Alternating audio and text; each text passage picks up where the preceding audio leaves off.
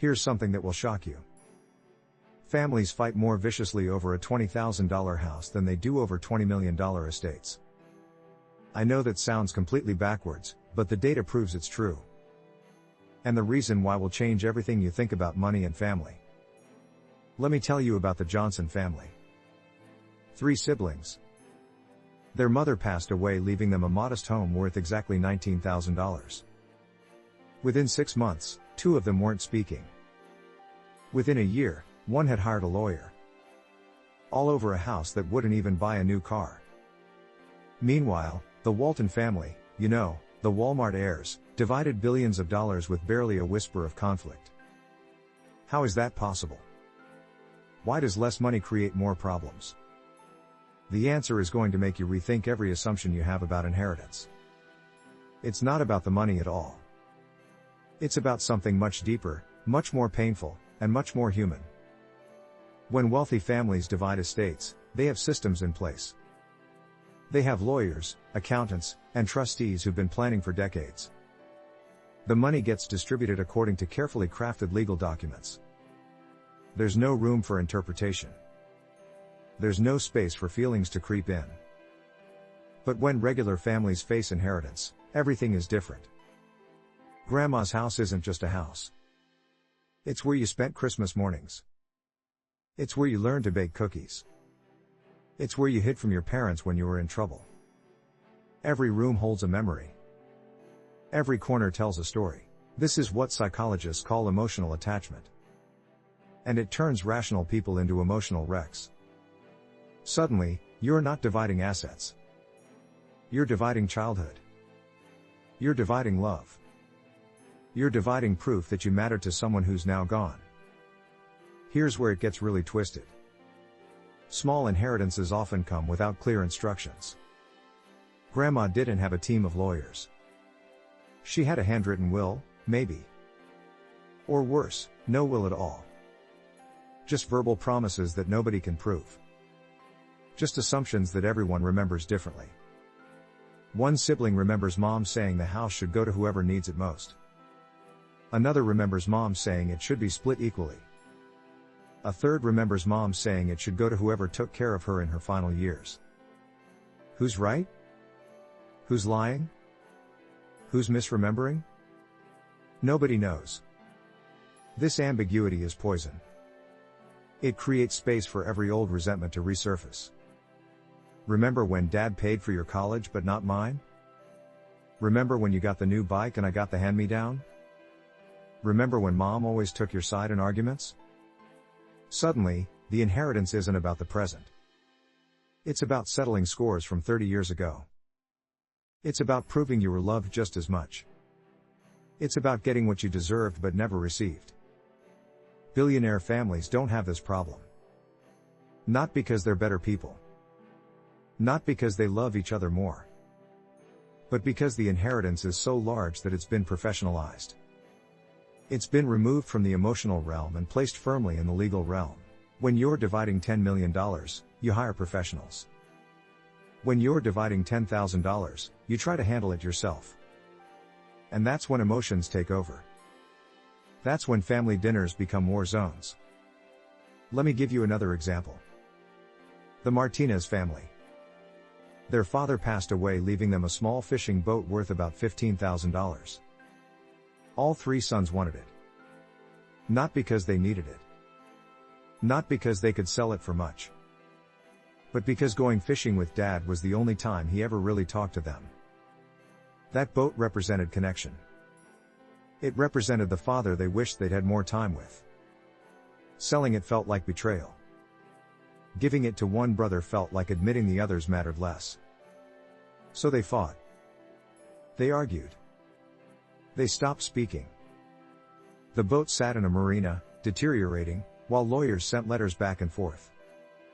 By the time they reached an agreement, the boat was worthless. The legal fees exceeded its value. And the family was destroyed. Now contrast that with how the Rockefeller family handled their inheritance. Billions of dollars. Dozens of heirs. And yet, relatively smooth transitions. Why? Because they had something called a family office. A team of professionals whose entire job was managing the family wealth according to predetermined rules. There was no room for "I think Dad would have wanted this." There was only what the legal documents said. Cold? Maybe. Effective? Absolutely. Here's what researchers have found. The smaller the inheritance, the more likely it is to cause family conflict. Estates under $50,000 have a 70% chance of creating serious disputes. Estates over $10 million have less than a 20% chance. Why? Because small estates hit the sweet spot of being valuable enough to fight over but not valuable enough to professionalize. They're big enough to matter but small enough to handle informally. And informal means emotional. And emotional means disaster. There's another factor at play here. Perceived fairness. When a billionaire's kids each get $10 million, nobody's complaining about fairness. Sure, one might get slightly more, but they're all set for life. The difference doesn't matter. But when 3 siblings are splitting $60,000, every single dollar matters. One person getting $21,000 while another gets $19,000 feels massively unfair. That $2,000 difference represents real money. Real opportunities. Real resentment. And here's the kicker. Small inheritances often involve items that can't be divided. Grandma's wedding ring. Dad's watch. Mom's china set. These things have emotional value far beyond their monetary worth. And Therese only one of each. Billionaires can give each kid a mansion. Regular families have to decide who gets the one family photo album. Who gets mom's recipe box? Who gets the quilt grandma made?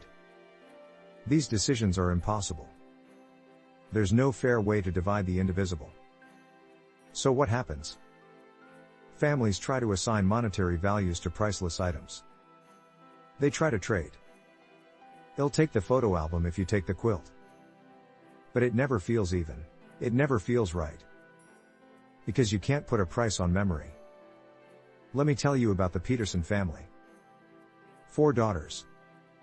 Their mother left them a house worth $30,000 and a lifetime of memories. The house needed to be sold. They all agreed on that. But then came the question of who got what from inside. One daughter wanted the kitchen table where they'd done homework every night. Another wanted the rocking chair where mom had rocked all of them as babies. A third wanted the garden tools because gardening with mom was her special thing. The fourth wanted the books because reading together was their bond. Every item became a battleground. Every object became proof of who loved mom more. Who deserved to inherit her memory. Who had the right to claim pieces of her life. The house sold for $32,000. The legal fees to settle the dispute over the contents cost $18,000. They spent more than half the inheritance fighting over things that had no resale value whatsoever. This is the paradox of small inheritances. They're too small to handle professionally but too large to ignore. They're too emotional to divide rationally but too valuable to walk away from. They exist in this terrible middle ground where love and money collide. Billionaire families avoid this trap entirely. Their inheritances are so large that emotion becomes irrelevant. You don't fight over dad's watch when you're inheriting a watch company. You don't argue about mom's jewelry when you're getting a jewelry collection worth millions. The scale changes everything. Small inheritances force you to choose between items that all matter. Large inheritances give you so much that you don't have to choose. You can have everything that matters and still have plenty left over. Here's another brutal truth. Small inheritances often expose existing family dynamics.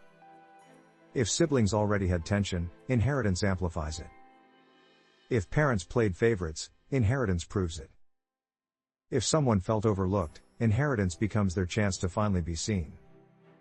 One study found that 75% of inheritance disputes aren't really about money. They're about validation. They're about proving you were loved. They're about settling old scores. They're about getting recognition you never received while the parent was alive. Grandma's $20,000 house becomes a referendum on your entire childhood. Did she love you as much as your siblings? Did you do enough for her? Did you deserve more? These questions have nothing to do with money and everything to do with worth. Billionaire kids don't need inheritance to prove they were loved. They already got trust funds. They already got the best schools. They already got every advantage. The inheritance is just more of what they already had. It doesn't validate anything. It doesn't prove anything. It's just money. But for regular families, inheritance might be the only tangible proof that you mattered. That you were valued. That your parent thought about you and wanted to provide for you. So you fight for it. Not because you need the money, but because you need the proof. Let me give you one final example. The Chen family. 2 brothers. Their father passed away, leaving them a small apartment worth $40,000 and explicitly equal shares in his will. Crystal clear. 50-50. No ambiguity. They still ended up in court. Why? Because one brother had taken care of their father in his final years. Had given up job opportunities.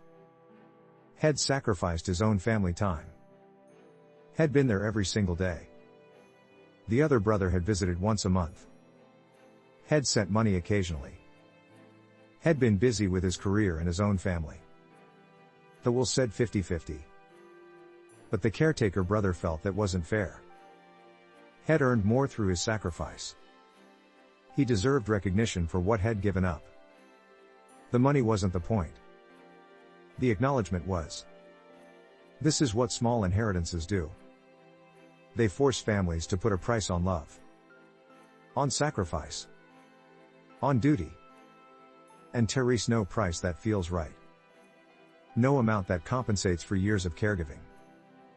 No sum that makes up for absence. So here's the twisted truth. Small inheritances ruin families because they're small enough to fight over but large enough to matter. They're informal enough to be emotional but valuable enough to hire lawyers. They're simple enough to seem easy but complex enough to destroy relationships. Billionaire inheritances avoid all of this. Not because rich people are better, but because their money is managed by systems, not emotions. Because their wealth is divided by law, not love. Because their inheritances are business transactions, not family drama. The real tragedy isn't the fighting. It's that the people who can least afford to lose family are the ones most likely to lose it over inheritance. The people who need each other most are the ones most likely to tear each other apart over the smallest amounts. If you're facing a small inheritance, remember this. The house isn't worth losing your siblings. The money isn't worth decades of silence. The stuff isn't worth destroying your family. Whatever you think you're fighting for, it's not worth what you'll lose. Because in the end, the real inheritance isn't money. It's family. And that's the one thing you can't get back once it's gone.